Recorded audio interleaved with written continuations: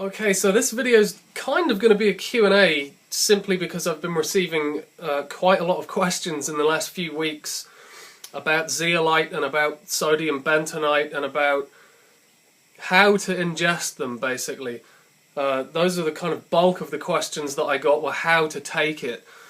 So I'm going to address that at the end of this video. I'm going to make a really quick, easy and very cheap clay drink recipe using a blender.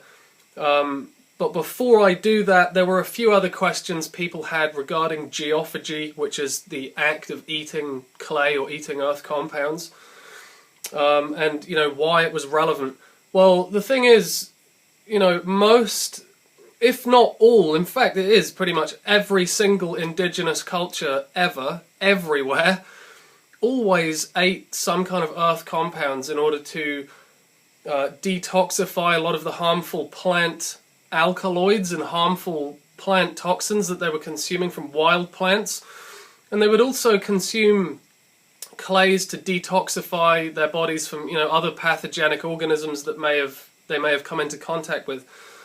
Now this was the case really with every single culture right up until the advent of industry, really, at which point we became so disconnected from our indigenous wisdom and so disconnected from the natural fabric that we're an integral part of, that really the wisdom of our ancestors was lost on us, and people just began to not even have any awareness of eating clay. And it was even labeled by science as something called pica, which was actually considered to be a disease and most attributed to pregnant women, because they would consume these kind of earth compounds like charcoal or chalk and things like that, because they wanted to detoxify their bodies. Their intuition was telling them to detoxify because we're developing and creating a new life, and so we really need to make sure that the internal environment that life is going to grow in it needs to be clean and free of toxins. So as far as human beings are concerned, this is something that we've always been doing. We've been doing it forever. We've been doing it since before we were even human beings. The immediate predecessor to Homo sapien was called Homo habilis, and there have been remains of Homo habilis that have been found that were carrying a type of white clay that is widely understood to have been used internally for exactly the reasons that I just mentioned. So, we've been doing this forever. There's really nothing strange or exotic about this at all. And you can look around and see almost all mammals all over the world deliberately consuming earth compounds at some time or another for the specific purpose of, cleansing and detoxifying. Now, there's many reasons why contemporary geophagy would be a very, very important strategy for us to incorporate into our daily lives. And those reasons stretch far beyond cleansing out potential plant toxins and, pathogenic, parasitic organisms.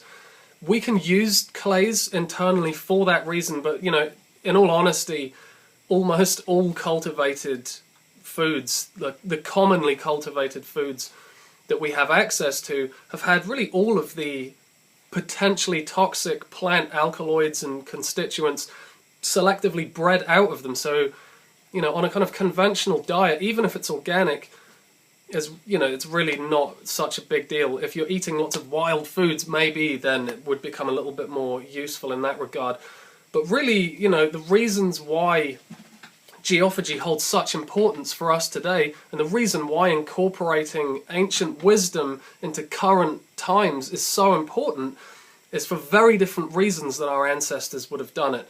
The reasons that we have today are the fact that we're exposed to radioactive particles, we're surrounded by electromagnetic fields, harmfully positively charged electromagnetic fields. We're surrounded by heavy metals in the atmosphere, in the earth, in the water systems. We're basically being bombarded by just so much toxic garbage that the world has never known before. Like, this is very, very recent in terms of human history, or in terms of the entire history of the earth. All of these new synthetic and human-made chemicals and, you know, all these poisons are just being unleashed into the environment, into the atmosphere, with absolutely no consideration and no knowledge of what the long-term consequences of that is.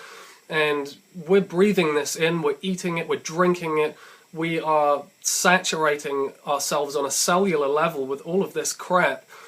And ingesting clays or engaging in contemporary geophagy is one such amazingly powerful way that we can actually protect ourselves from all of these harmful chemical contaminants that really abound in the world today. Now, zeolites and sodium bentonite really are two of the best clays or earth compounds that we can use internally because they work on the principles of adsorption and cation exchange. Now, sodium bentonite has a bit more emphasis on adsorption, whereas zeolite has actually a bit more emphasis on cation exchange.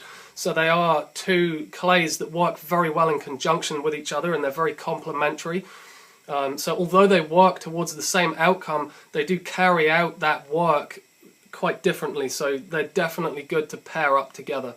So in the case of adsorption, what it basically means is the clay carries a very powerful negative electrical charge, and in a kind of electromagnetic way, that the clay molecules are going to attract to themselves a lot of the positively charged toxicity in the body, which really is a lot of what I was mentioning: the radioactive particles, the heavy metals, petrochemicals, the pesticides, the herbicides, the halogens, the EMFs, a lot of pathogenic organisms, bacteria, fungi, yeast, and etc. All of that kind of stuff falls into this very broad spectrum category of positively charged matter that actually contributes to degenerative health conditions in the body. So from the perspective of adsorption, as the clay passes through the intestinal tract and through the entire digestive system, it's just going to be basically attracting to itself all of this positively charged toxicity, and it's basically storing it or imprisoning it really inside its molecular structure, which is actually quite a lot like a cage or like a prison. And so the toxicity is then held up within the molecular structure of the clay, and it's passed through the digestive tract out the other end. And cation exchange actually works a bit differently because, well, cations are basically positively charged ions or positively charged atoms or molecules.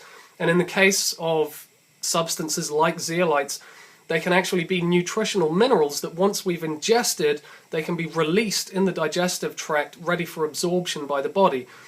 However, once those cations are released for absorption, there's an exchange process where actually other positively charged matter in the body is then going to be absorbed into the zeolite molecule, and in exactly the same way it's going to be encased within the molecular structure and then passed through the digestive tract out the other end, eliminating all of that toxicity. So in regards to bentonite, what you want to be looking at for internal use is sodium bentonite, because it carries much more of a powerful negative charge than calcium bentonite does. And when we're looking at zeolites for internal use, we want to make sure that it's very finely micronized, meaning that each of these zeolite molecules is actually so small that it's not only creating a lot more surface area of zeolites so that it can carry out its job much more effectively, but also that the particles are just going to be so small that they're not going to irritate the intestinal membrane at all. So, that's really what you want to be looking out for with the two of them. For the size of zeolites, 300 microns is really a baseline. I mean, that's an ideal size. You could get smaller than that, which again would be awesome.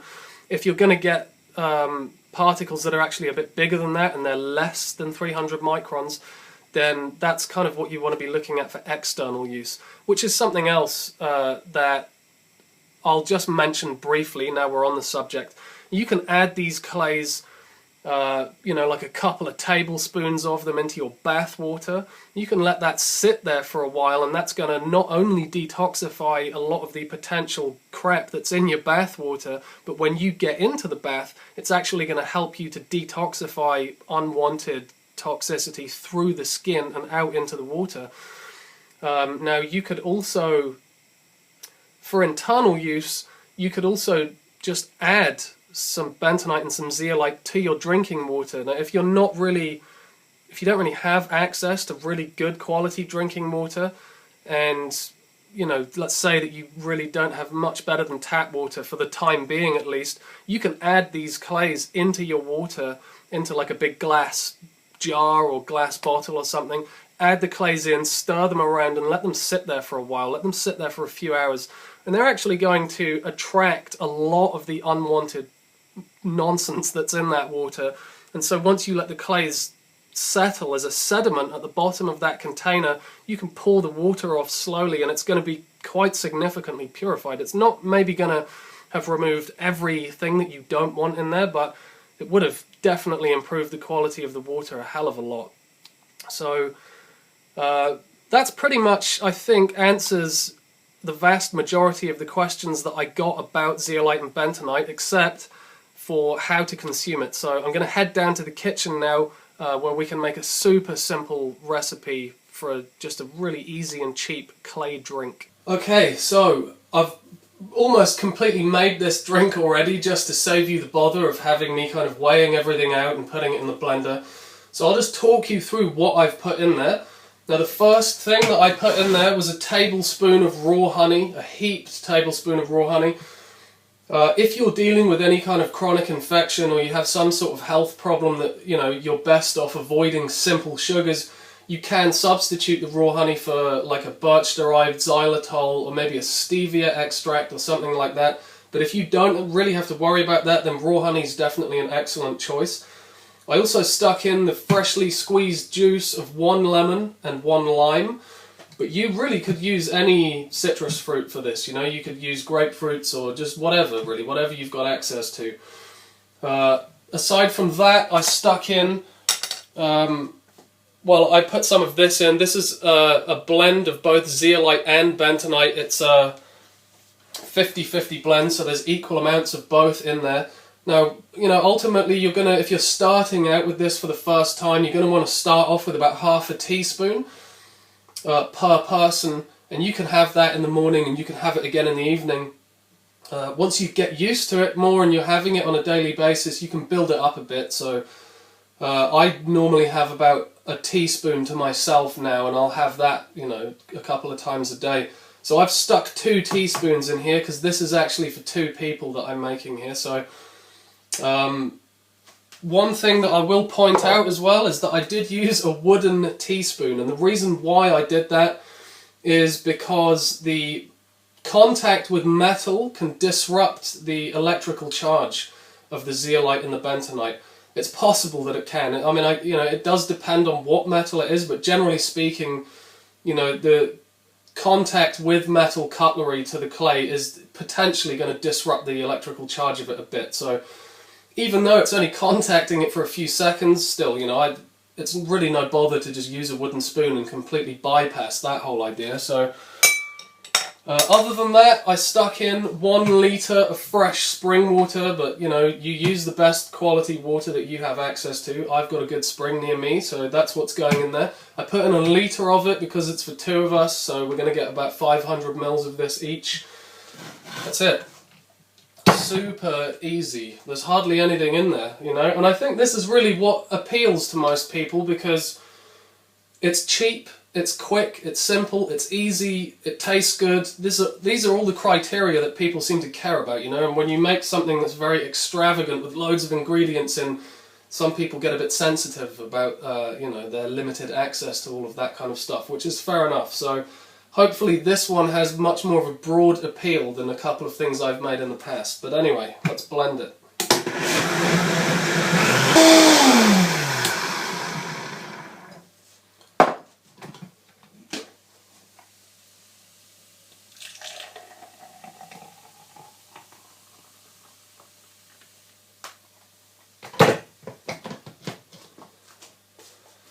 Cheers. Oh, that is absolutely refreshing and so tasty. And the clays, the zeolite and the bentonite, do kind of impart a slight grittiness because of their texture, but in a drink like this, it's almost completely unnoticeable. Obviously the easiest way of doing it is to just mix some up in a glass of water and stir it up so it's all mixed in and, you know, down the hatch. That's totally viable way of doing it. You'll get exactly the same benefits from doing it that way.